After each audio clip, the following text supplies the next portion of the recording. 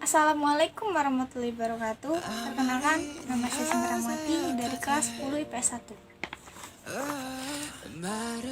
Di sini saya akan menjelaskan tentang zaman praaksara dan manusia purba. Sebelumnya, kenapa sih kita harus mempelajari ini? Nah, dari zaman dulu sampai sekarang, kita sudah berproses sangat jauh. Dan manusia zaman sekarang juga lebih beradab, mulai dari intelektual, fisik, maupun mentalnya. Kemudian, masa praaksara juga dapat kita jadikan sebagai bukti bahwa manusia bisa kok jadi lebih baik lagi, dan tentunya akan lebih meningkatkan peradaban. Nah, langsung aja kita ke materinya. Yang pertama adalah zaman praaksara dan prasejarah. Apa itu praaksara? Praaksara berasal dari gabungan kata yaitu pra dan aksara. Pra artinya sebelum dan aksara artinya tulisan. Jadi, masa praaksara adalah masa sebelumnya mengenal tulisan. Dalam buku modul Sejarah Indonesia terbitan Kemendikbud, dijelaskan bahwa masa praaksara disebut juga masa nirleka. Nir artinya tidak ada, leka tulisan, yaitu tidak ada tulisan. Masa praaksara juga disebut masa prasejarah karena dimana manusia belum mengenal tulisan. Adapun masa setelah manusia mengenal tulisan juga disebut masa aksara atau masa sejarah. Kehidupan manusia pada masa praaksara dapat diketahui dari peninggalan-peninggalan manusia yang hidup pada waktu itu. Peninggalan tersebut dapat berupa artefak dan fosil. Artefak wujudnya seperti benda-benda peninggalan purbakala, seperti ini. Sementara itu, fosil berupa sisa-sisa tulang belulang manusia, hewan, dan tumbuhan yang sudah membatu.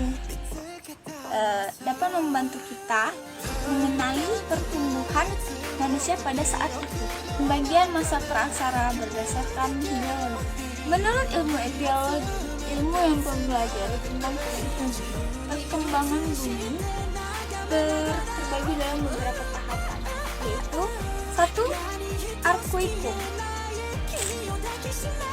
Zaman Arkuikum berumur kurang lebih 2.500 juta tahun. Pada saat itu, bumi masih belum dingin dan udara panas sekali. Kulit bumi masih dalam bentuk proses pembentukan sehingga belum ada tanda-tanda kehidupan. 2. Paleozoikum.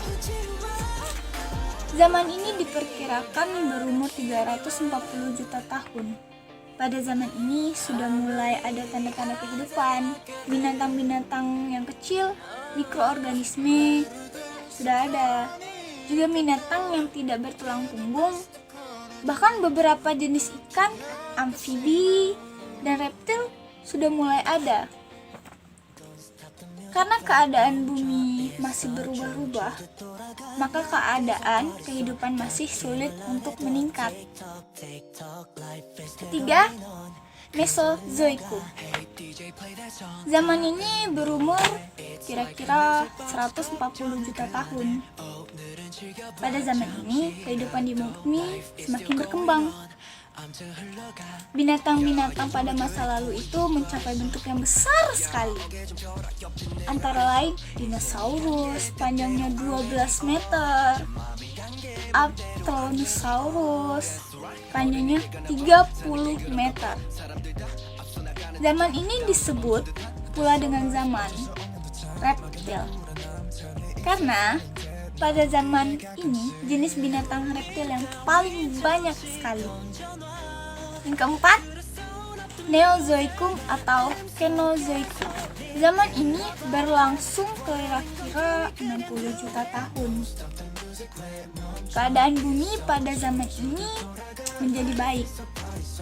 Perubahan cuaca tidak begitu besar, walaupun zaman es masih ada. Zaman ini dibagi menjadi beberapa zaman, antara lain A. Tertier.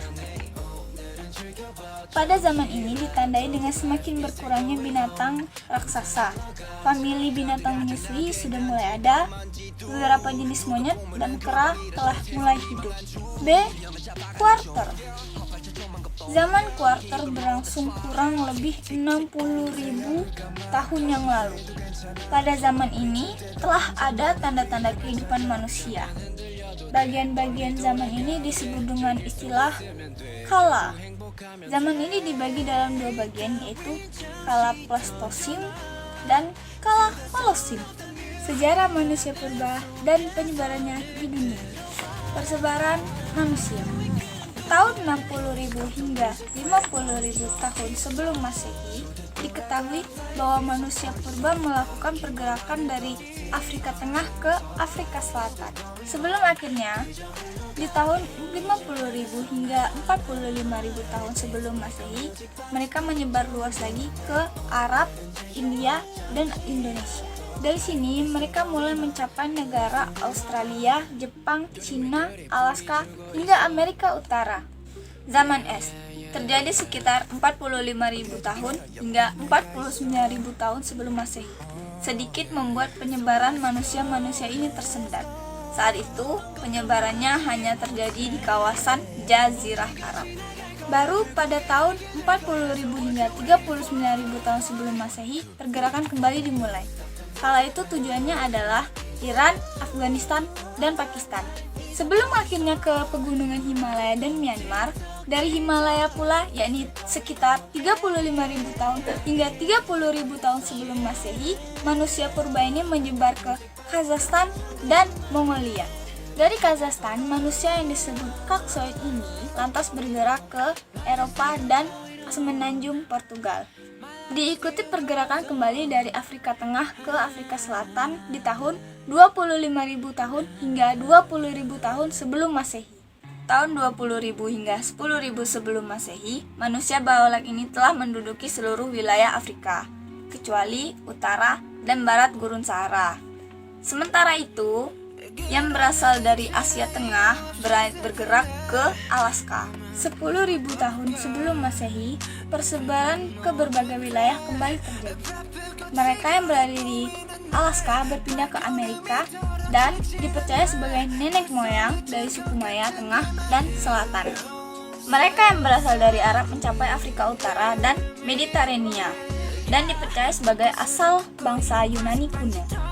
Mereka yang ada di Eropa Timur yang menyebar pergi ke Kaspia. Sementara itu, yang berada di Himalaya pergi ke Cina, Rusia, dan Skandinavia. Mereka yang berada di Vietnam juga bergerak ke Cina Timur, dan yang berasal dari Thailand menyebar ke Indonesia dan Pasifik. Jenis-jenis manusia purba. Manusia purba yang menyebar ke penjuru dunia rupanya memiliki bentuk yang berbeda, sehingga ilmuwan mengklasifikasi mereka. Mereka yang ditemukan di Eropa diantaranya adalah Homo neanderthalensis, Paranthropus robustus, dan Paranthropus transvalensis. Homo neanderthalensis ditemukan oleh Rudolf Virchow di lembah Ninder, Düsseldorf, Jerman Barat pada tahun 1856. Sementara itu, Paranthropus robustus dan Homo cro-magnon ditemukan di Gua Spey di Belgia dan Prancis. Di Afrika, manusia purba terdiri dari beberapa jenis. Salah satunya adalah Homo africanus yang ditemukan oleh Raymond Dart dan Robert Brown di pertambangan Taung, Botswana pada tahun 1924. Manusia purba di Indonesia. Di Indonesia sendiri terdapat beberapa macam manusia purba yang pernah ditemukan. Di antaranya sebagai berikut. 1. Meganthropus palaeogenesis. Manusia purba ini ditemukan di Sangiran, Lembah Sungai Bengawan Solo di tahun 1941. 2. Pithecanthropus erectus. Ditemukan di Lembah Sungai Brantas tahun 1936. 3. Pithecanthropus robustus. Ditemukan di Desa Trinil, Ngawi tahun 1890 hingga 1892. 4. Homo soloensis ditemukan di Bengawan Solo, Ngandong, Sambung Macan, dan Sangiran di tahun 1931 hingga 1934. 5. Homo wajakensis ditemukan di Jawa Timur tahun 1889. 6. Homo mojokertensis ditemukan di Mojokerto tahun 1936. Cara hidup manusia purba. Dari awal kemunculannya, manusia purba memiliki cara hidup yang berubah seiring waktu. Cara hidup mereka kemudian dibagi menjadi beberapa masa.